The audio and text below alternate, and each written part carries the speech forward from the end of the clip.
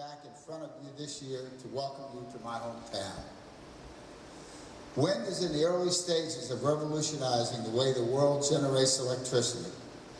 I've been where you are now when I was starting up CNN, taking on an industry that was well entrenched and working to revolutionize it in a way that I knew would benefit everybody: consumers, businesses, governments, society, and the industry.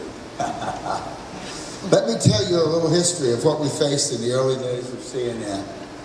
First, the networks laughed at us because they thought we weren't serious.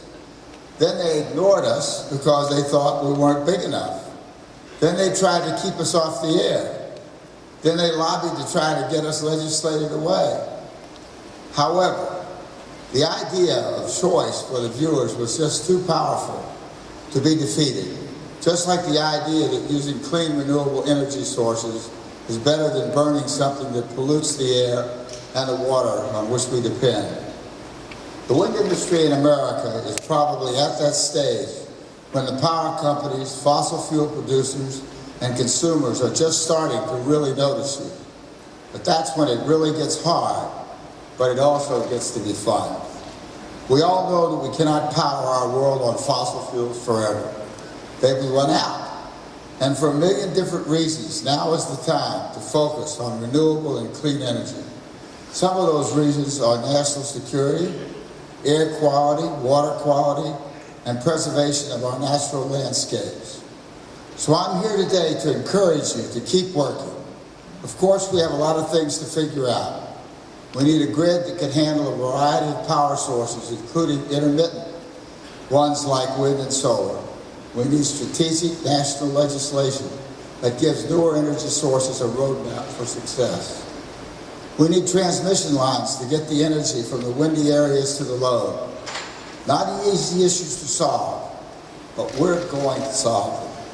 I once asked my good friend Captain Cousteau if he ever got discouraged that the problems he was working on were insurmountable. He looked at me and said, "Ted, it could be that the problems can't be solved, but what can men of good conscience do but keep trying to the very end?"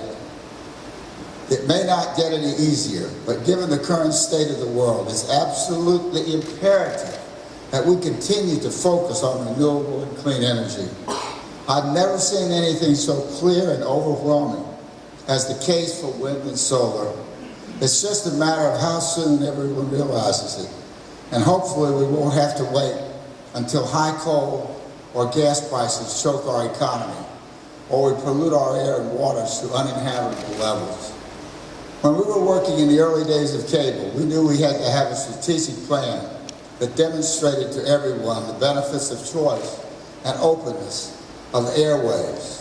So while not all the early cable pioneers agreed on the same agenda, we worked together on the big strategic issues through a very strong industry organization, the National Cable Television Association, which I was on the board of for 20 years and chairman of once.